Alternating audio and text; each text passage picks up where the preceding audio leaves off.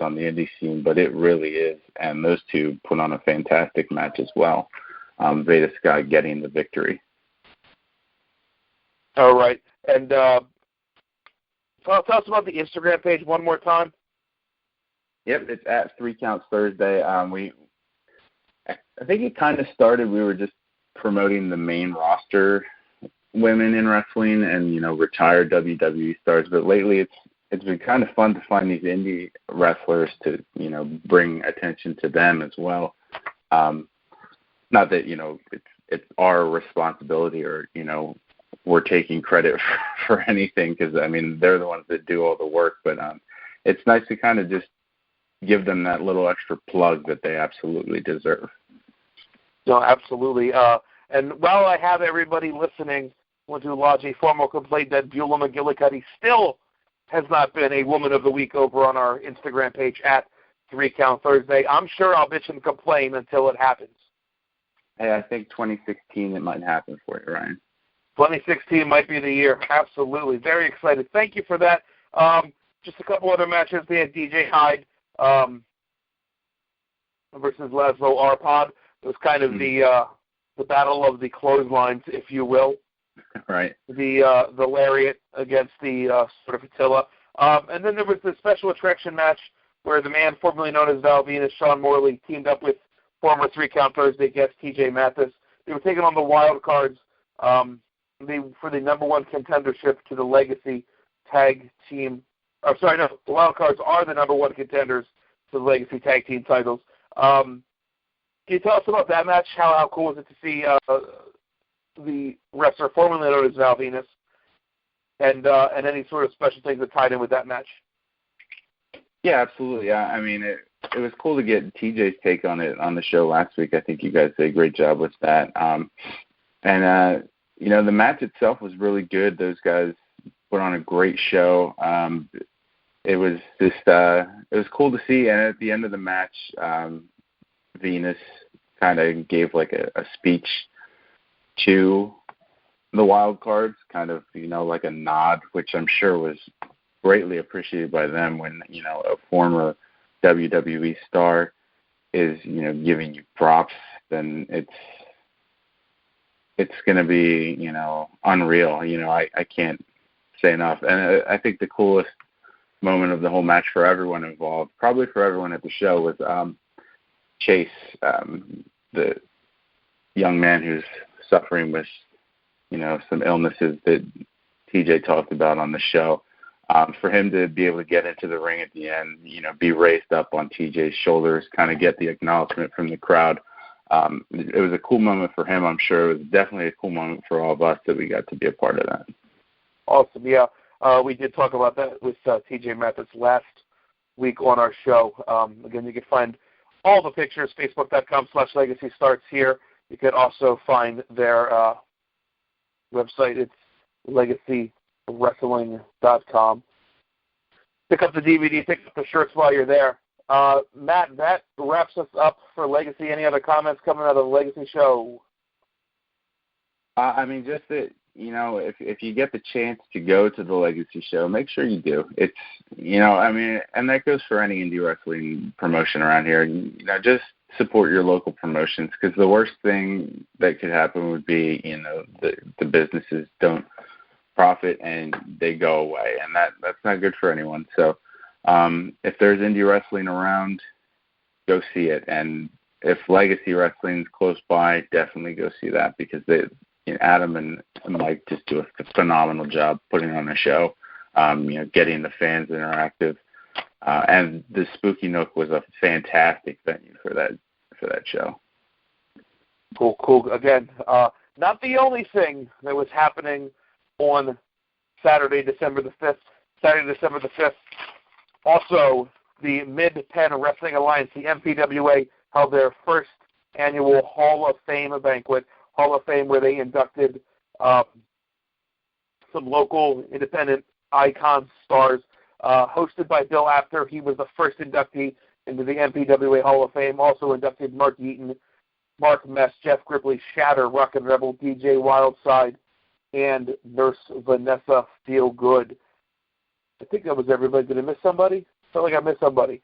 Also, special guests on the show with Nikita Koloff and Lex Luger. Also joined in with it, the total package. Lex Luger held a special question and answer session.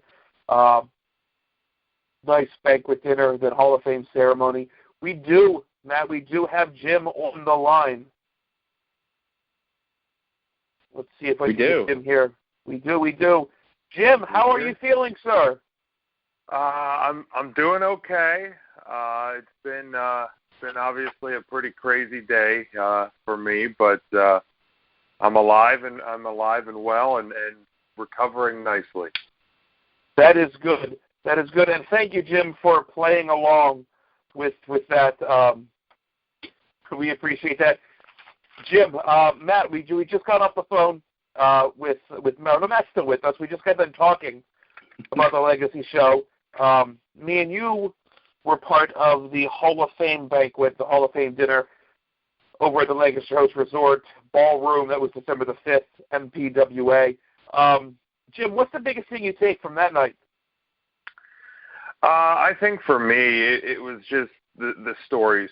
I learned a lot. You know, we've been very honest about the fact from the word go in the last 8-9 months that we've been new to this independent scene, and to hear the stories and really get to know and to meet the Hall of Famers, the inductees, and obviously Bill Apter, and get a chance to speak with him and to speak with Lex Luger and Nikita Koloff, but the stories that the Hall of Famers told, and I think was really neat because it shows how deep their passion is. And I think the one that stands out, and the video that we did, the interview that we did with Mark Mess, and how passionate he is about giving back and teaching the guys that are learning today, so that 20 years from now, there's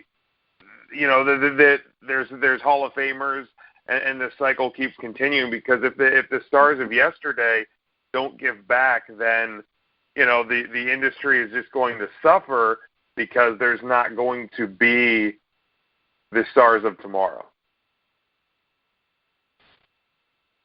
Jim, you definitely make a really good point. And again, you were talking about the videos. We have them uploaded to our YouTube page. It's 3 Count Thursday on YouTube. Just search for 3 Count Thursday. We will be there. We also have them up on the Facebook page, facebook.com/3 Count Thursday. You can also find the videos posted on the Mid-Penn Wrestling Alliance Facebook page. That is facebook.com/mid-penn-wrestling-alliance. That's their Facebook page there. You can also find them at midpennwrestlingalliance.com, all one word, midpennwrestlingalliance.com. Jim, a fantastic night, like you said. We got to do a short little interview with Bill Apter. One of those videos are up where you're promoting his book. Have you had a chance to flip through the book yet? I haven't, man. It's been a pretty crazy week. On vacation today and tomorrow, so I had a lot of work to get done this week at my job. So I've been pretty busy. Haven't had a chance to crack open the book yet. I should have done it instead of watching Raw this week, but I hope to do it in the near future here, because I've heard him talk about it on, I know, Jericho's podcast, and I think a couple other ones, that it seems like it'll be a very, very good and interesting read. Yeah, I was able to flip through it very briefly. The book we are talking about, of course, it is Bill Apter's book, Is Wrestling Fixed? I didn't know it was broken. Obviously by Bill Apter, forwarded by Jerry the King Lawler.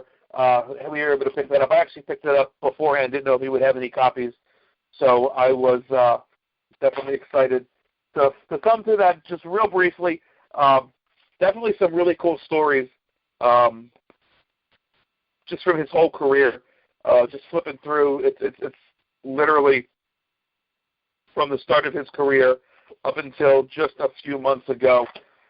Is Wrestling Fixed? I didn't know it was broken by Bill Apter. I recommend picking up the book anywhere. You can pick up your books online. Jim, we have more videos coming. They are not fully edited yet. That was put on me. That's my fault. I've also had a crazy busy week.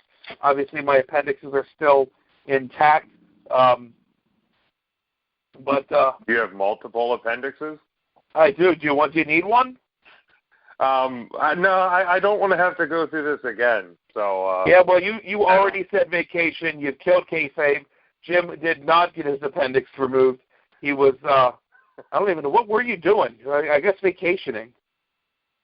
Yeah, my wife and I did some Christmas shopping today. We actually went down to Longwood Gardens this evening. Ooh. So very nice. That was nice. Very nice. Here I was even going to say that Nurse Feelgood was taking care of you, but you ruined it all. Well, I don't want to get lumps of coal in my stocking from my wife, so I think it should be.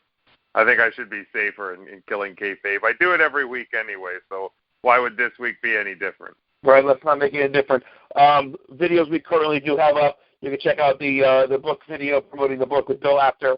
We have the interview with Mark Mest and the interview with Nurse Vanessa Feelgood already posted. There are more interviews coming within the next week-ish time. As soon as they get up there, you can find them at facebook.com/3CountThursday. You can also, we're also putting them up there on Twitter at 3CountThursday on Twitter.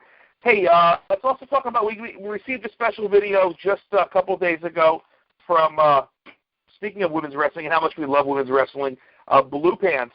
Anybody want to touch on the Blue Pants video and the kind words she had to say for 3 Count Thursday?